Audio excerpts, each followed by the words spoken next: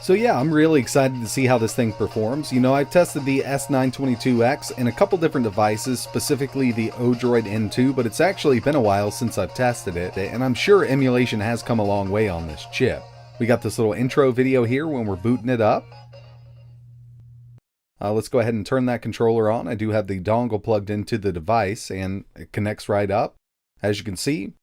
And yeah, there is a ton of stuff on here, almost 50,000 games. We have some Amstrad CPC, Arcade Classics, Final Burn, some MAME, Atari 2600, 800, we have 5200, Atari ST, 7800, Lynx, WonderSwan Color, Commodore 64, Amiga 500, 1200, Odyssey 2, and Intellivision, MSX. We have Vectrex, PC Engine CD, Super Graphics, Game & Watch, some NES, NES Hacks, Famicom, Game Boy. We have some Super Nintendo, Virtual Boy, N64, Game Boy Color, Game Boy Advance, Pokemon Mini, Nintendo DS, some ports, Open Bore, Atomic Wave, SG-1000, Master System, Genesis, Game Gear, Mega Drive, 32X, Sega CD, Sega Saturn, Dreamcast, Naomi, X6800, Spectrum, Neo Geo CD, AES, Neo Geo Pocket, Pocket Color, PlayStation 1, and PSP. So we definitely have a lot to choose from. Let's go ahead into the Sony PlayStation section and just check out what we have.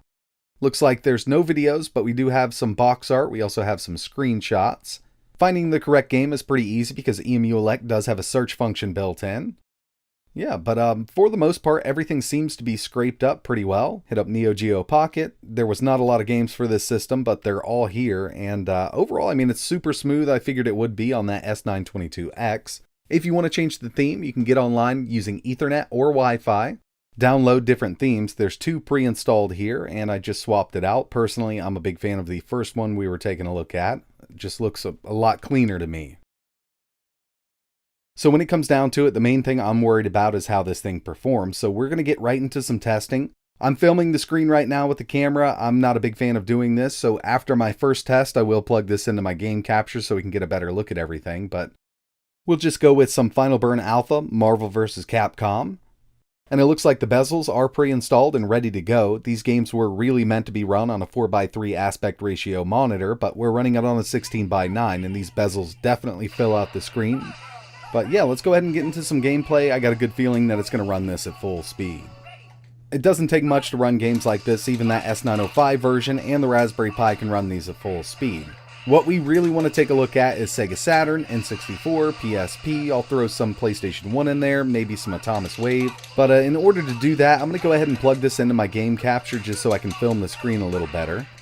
So first up, we have some Sega CD, and with each one of these games you're going to see running in this video, we'll have some box art on screen so you know what game is playing at any given time. And in the lower left-hand corner, I'm going to list the system and the emulator used. Obviously, we have Sonic CD using RetroArch and the Genesis Plus GX core. It's running great here.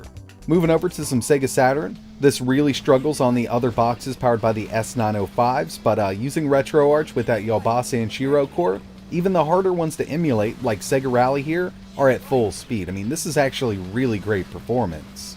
I'm actually pretty impressed here, but I want to make sure that this isn't a fluke, so we'll go with one more Sega Saturn. We'll do Panzer Dragoon, and again, we're at full speed. So yeah, I mean, Sega Saturn is playable on this little box.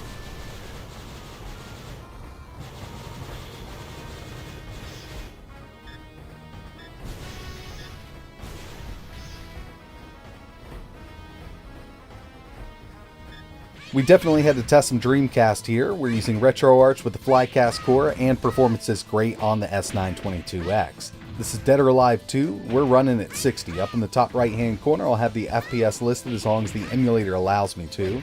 You'll see it dip down every once in a while, but overall, if that counter wasn't on, I'd never notice it. This is really great.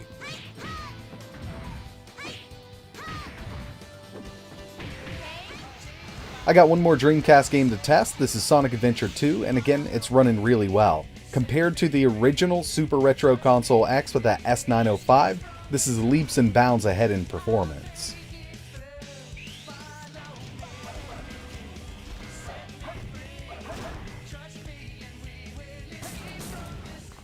I also went ahead and threw some PS1 in here, even though going into this I was sure it was going to run at full speed. We have Bloody Roar 2, which is a harder one to run, using RetroArch and the PC-SX rearm core.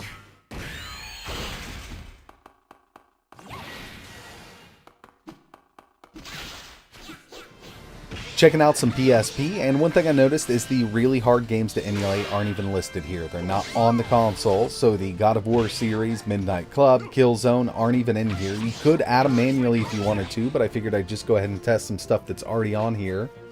By the way, I'm using the standalone version of PP-SSPP, and we're getting amazing performance. I am at 3x resolution with both of these games, no hacks, no frame skip, and they're running at full speed.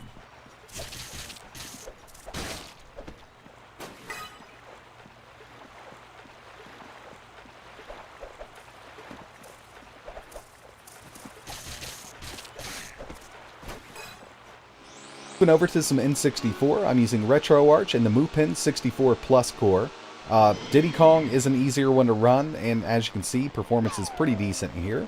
So let's go ahead and test a harder one. We'll do Goldeneye 007.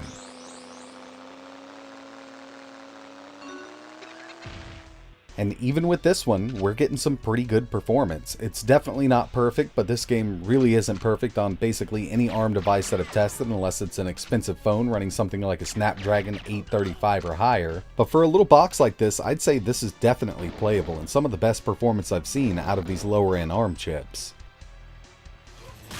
And finally, we have some Atomic Wave with Rumblefish 2. This is using the same core that we used with Dreamcast. It's FlyCast, and I thought we'd get good performance, and as you can see here, this is running at 60.